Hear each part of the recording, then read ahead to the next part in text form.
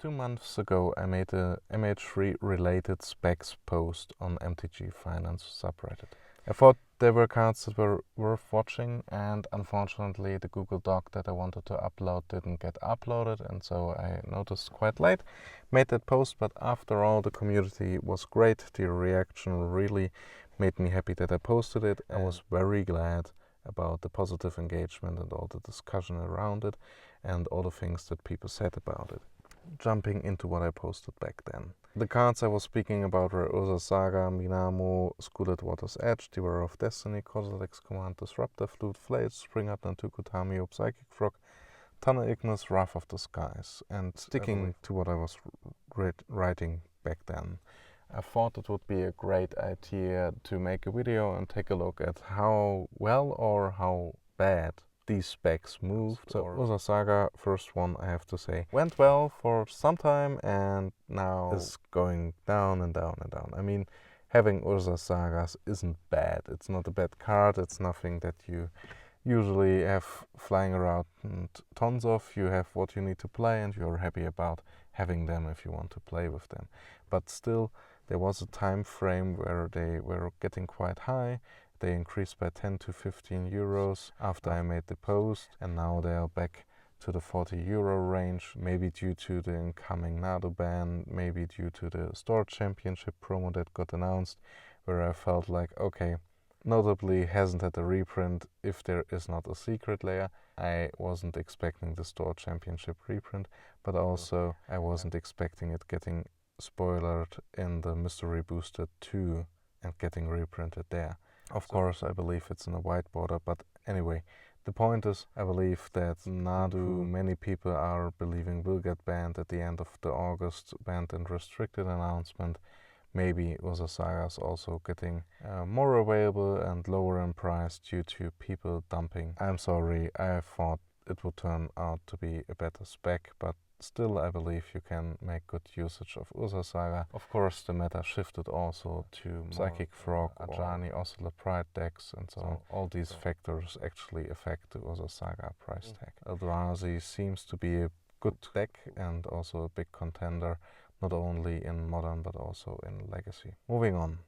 Minamo, School at Water's Edge. To be quite a good choice because the One Ring and Minamo are a very interesting combination. In a Modern deck list it was winning a tournament playing Minamo, and because I saw that CDH players playing it, I believe it was play to win, so shout out to them. At the Pro Tour, Modern Horizons 3 in Amsterdam, Jeskai Control was a top 8 contender, piloted by Javier Dominguez, who had the same thought and used Minamo.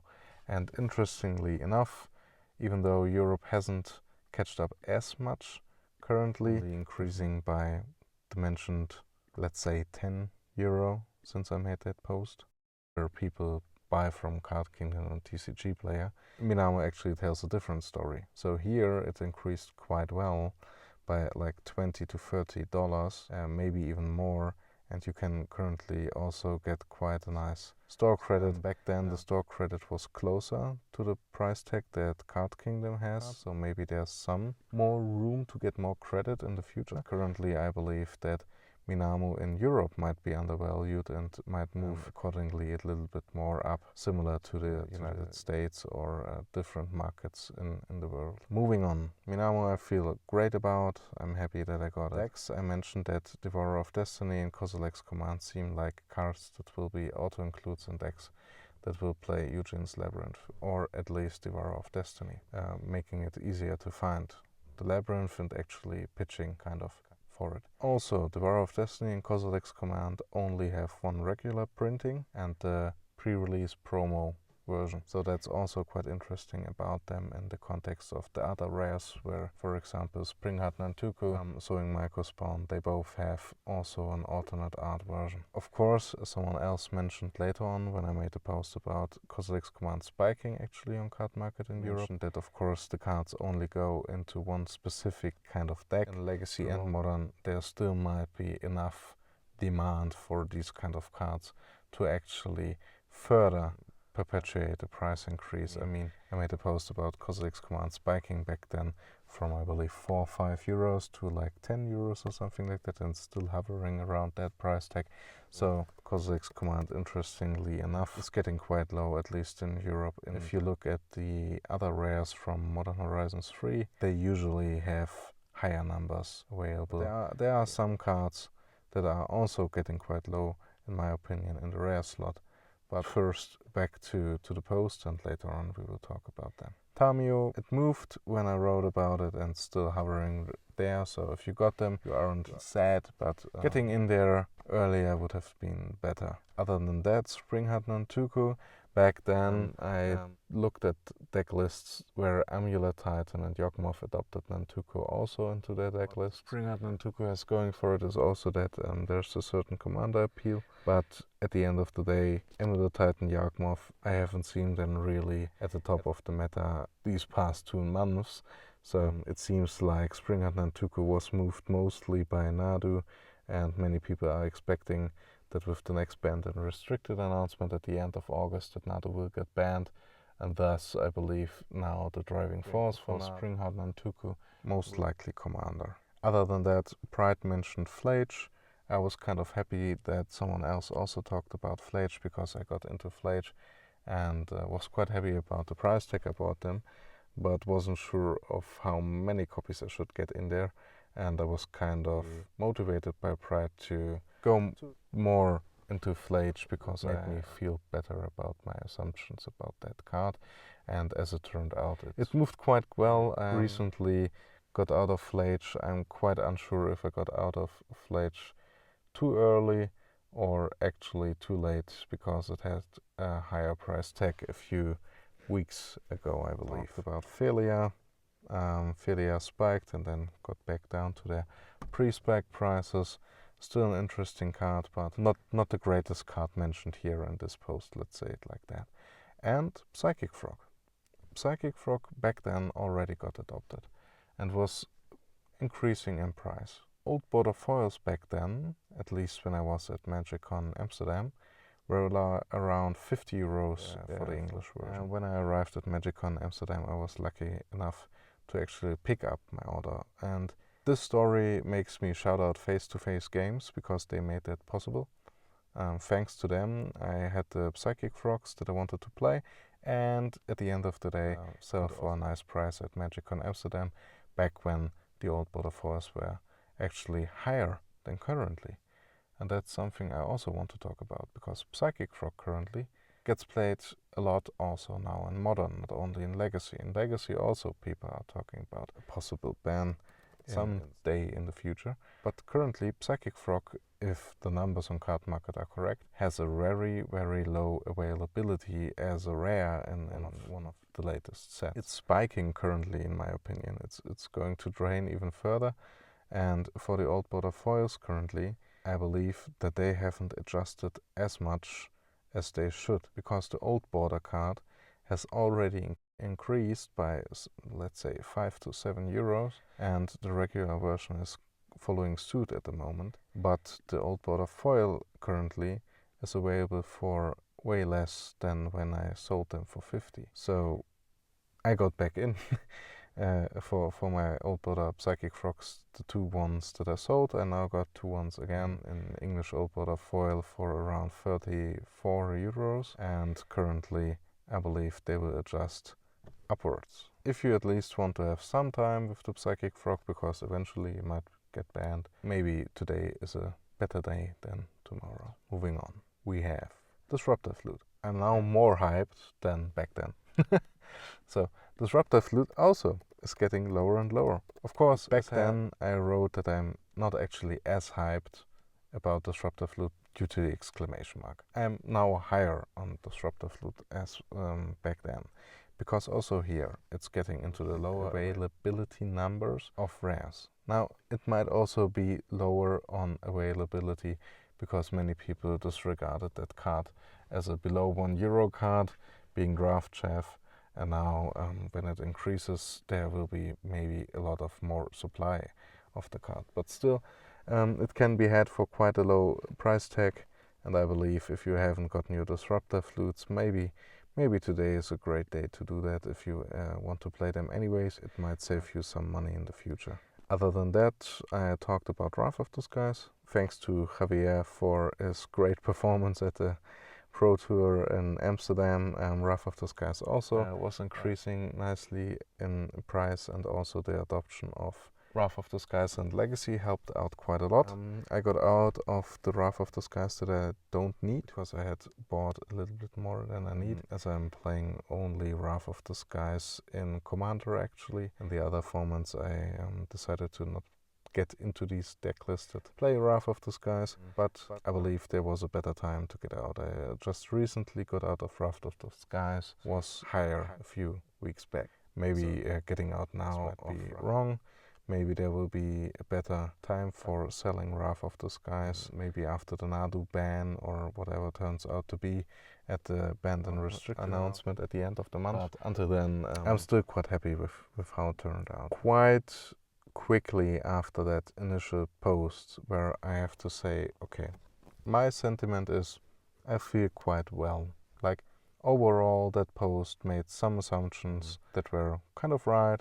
The community as a whole most likely had the same view on these cards, and that made them move, of course, and the meta and so on. Like, these cards are good cards, and everyone knew that, but I'm quite happy that I talked about it at that point in time, and that I'm talking now about it at that point in time, for example, with the Psychic Frog Old Border foils. Quickly after that post, a few days later, I made a post about Kozilek's command spiking on card market. It currently stays around that price tag in Europe as when it spiked, so it actually found kind of a floor and adoption. And also, as I showed you, Kozilek's command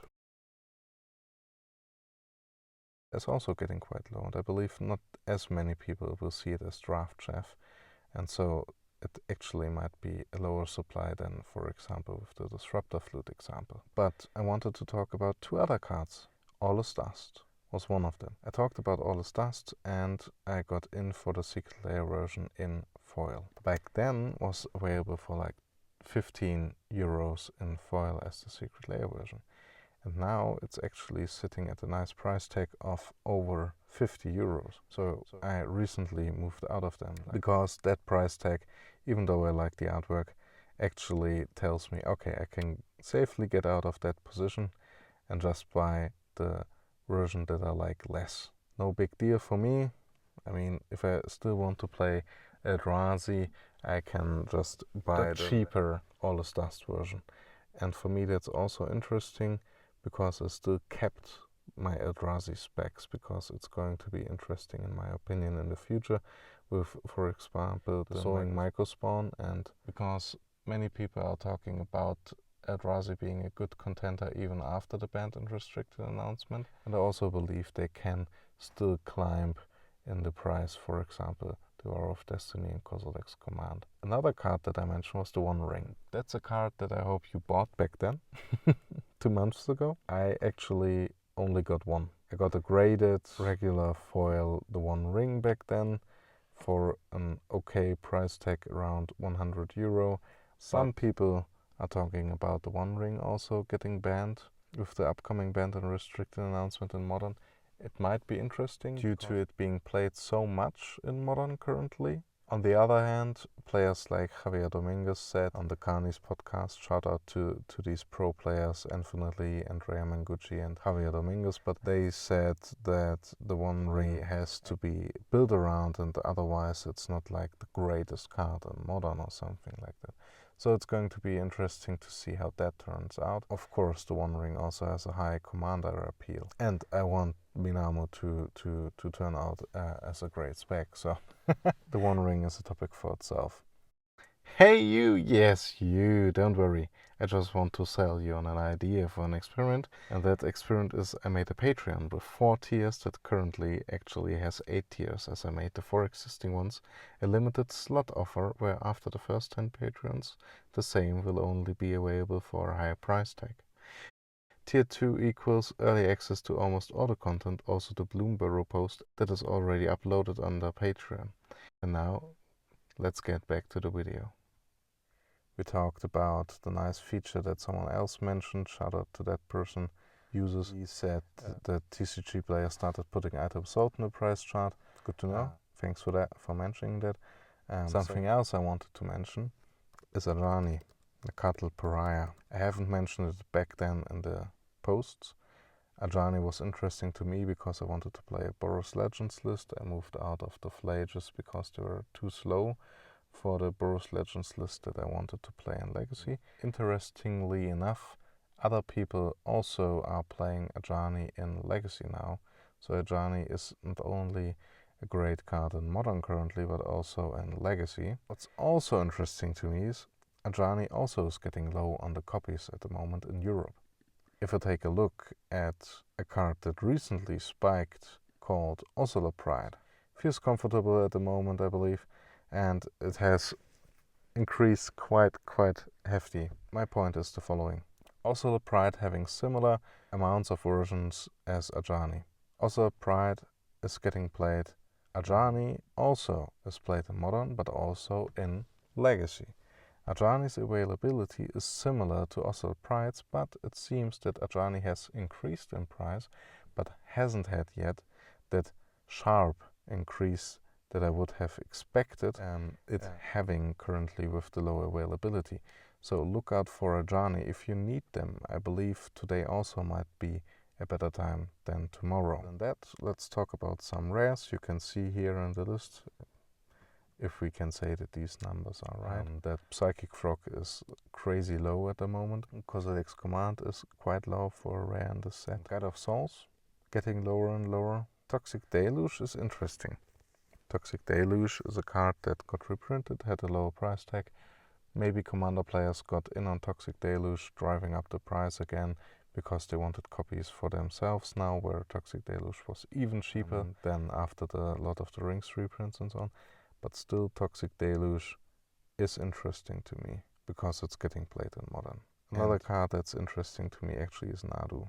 I know many people believe that it will get banned, and it's likely, very likely, that it actually gets banned. But on the off chance that it only will get weakened and still be being strong in the meta, there might be an opportunity. At least that's something that I tell myself. So I tell myself that there might be actually a nice window before the banned and restrict announcement where all the people are dumping Nadus and you buy them for quite cheap because you believe that maybe they will do the same thing as back then with Hogak. History will repeat itself, and actually Nadu will still be a great deck and still be playable in Modern, and now you actually have to go there and buy them again and have a playset money of Nadu currently is worth it to me to enjoy this kind of ride. Now, with Nadu Toxic Deluge aside, Arena of Glory getting lower, Devourer of Destiny as mentioned getting lower, and we also have Disruptor Flute getting lower. Playable cards.